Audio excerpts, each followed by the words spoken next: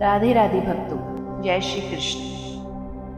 स्वामी राम सुखदास जी का नाम आप सब ने गाहे बगाहे कहीं न कहीं सुना होगा।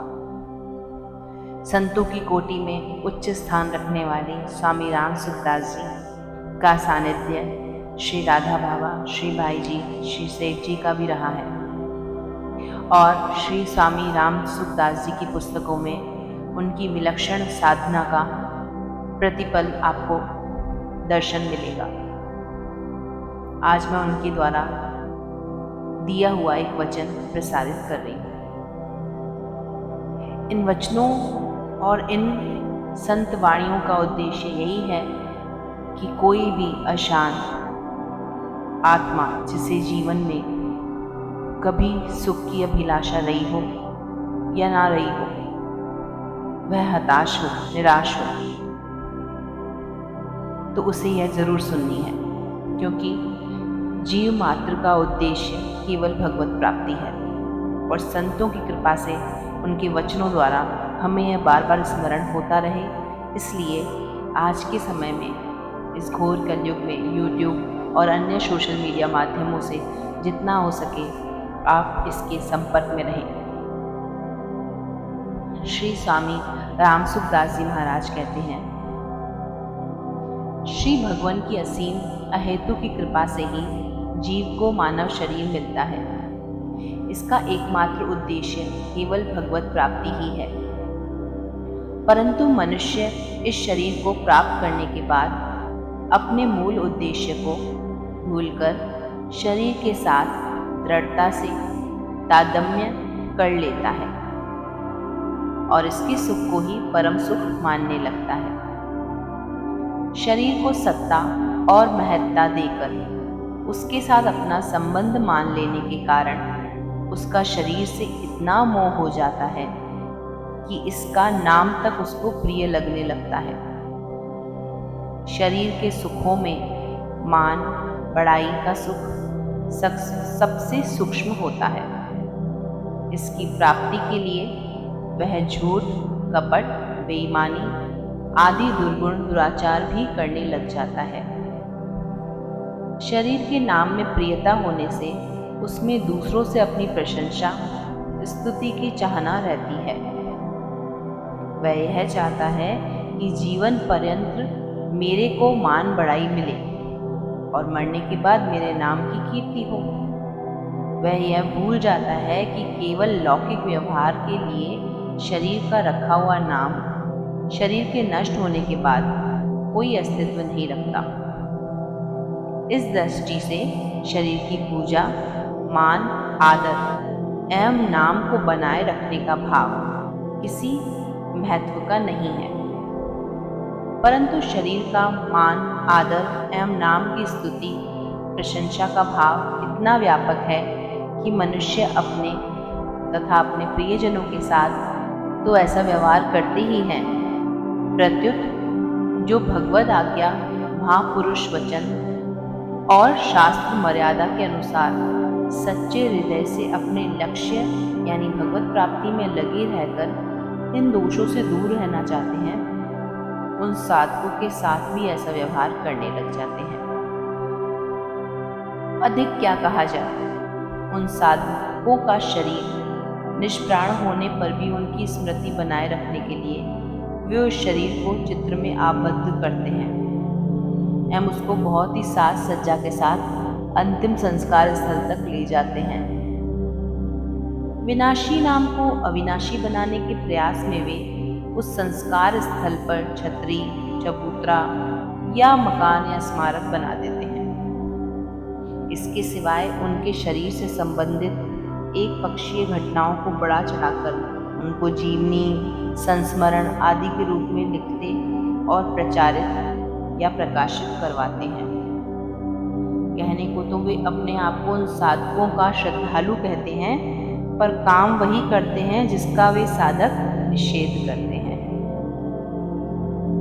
श्रद्धा तत्व अविनाशी है, अतः उन साधकों के अविनाशी सिद्धांतों और वचनों पर ही श्रद्धा होनी चाहिए, ना कि विनाशी देह या नाम में। नाशवान शरीर तथा नाम में तो मोह होता है। श्रद्धा नहीं, परंतु जब मोह ही श्रद्धा का रूप धारण कर लेता है तभी ये अनर्थ होते हैं।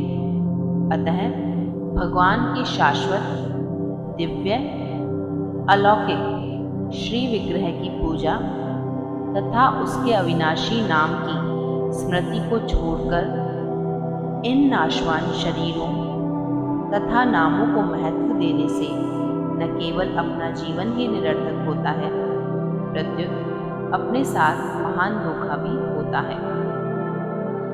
वास्तविक दृष्टि से देखा जाए तो शरीर मल मूत्र बनाने की मशीन ही है।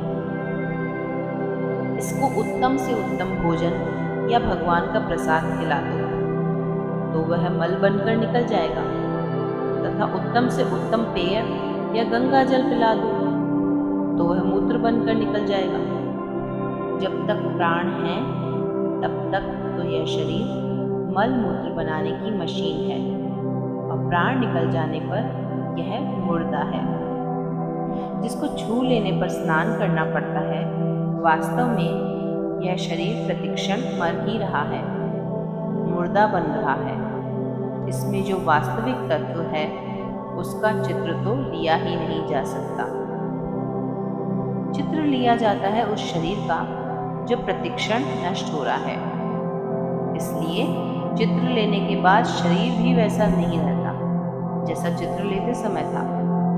इसलिए चित्र की पूजा तो असत की ही हुई ना। चित्र में चित्रित शरीर निष्प्राण रहता है, अतः हाड़ मांस अपवित्र शरीर का चित्र तो मुर्दे का भी मुर्दा हुआ। हम अपनी मान्यता से जिस पुरुष को महात्मा कहते हैं वह अपने शरीर से सर्वथा संबंध विच्छेद हो जाने से ही महात्मा है, न कि शरीर के संबंध रहने के कारण। शरीर को तो वे मल के द्वारा समझते हैं, अतः महात्मा के कहे जाने वाले शरीर का आदर करना मल का आदर करना हुआ। क्या यह उचित है? यदि कोई कहे कि जैसे भगवान के चित्र की पूजा आदि होती है वैसे ही महात्मा की भी पूजा होती है तो क्या आपत्ति है? तो यह कहना उचित नहीं है, कारण कि भगवान का शरीर चिन्मय और अविनाशी है, जबकि महात्मा का शरीर पंच भौतिक होने के कारण जड़ एवं विनाशी है। भगवत और भगवान सर्वव्यापी हैं, अतः वे चित्र में भी हैं, परंतु महात्मा की सर्वव्यापकता शरीर से अलग है, भगवान की सर्वव्यापकता के अंतर्गत ही है।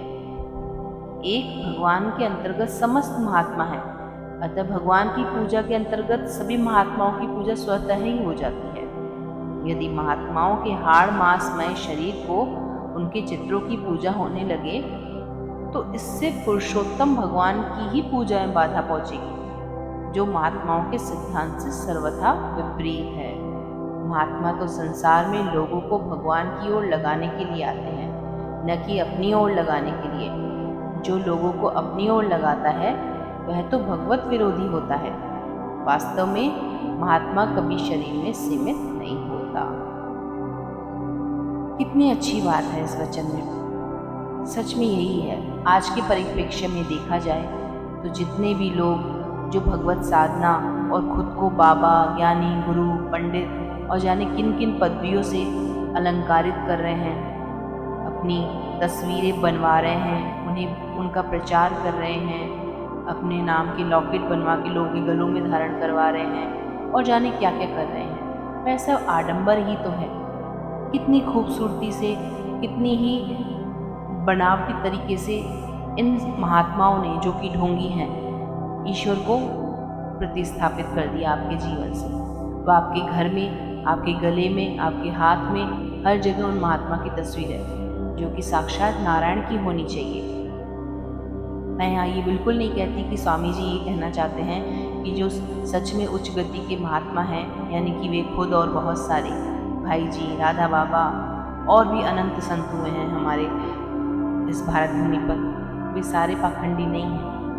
लेकिन एक सच्चा भगवत भक्त महात्मा कभी भी जनता को, लोगों को अपनी प्रशंसा के लिए, अपनी तस्वीरों के लिए, अपने चित्रों के लिए आकर्षित नहीं करेगा।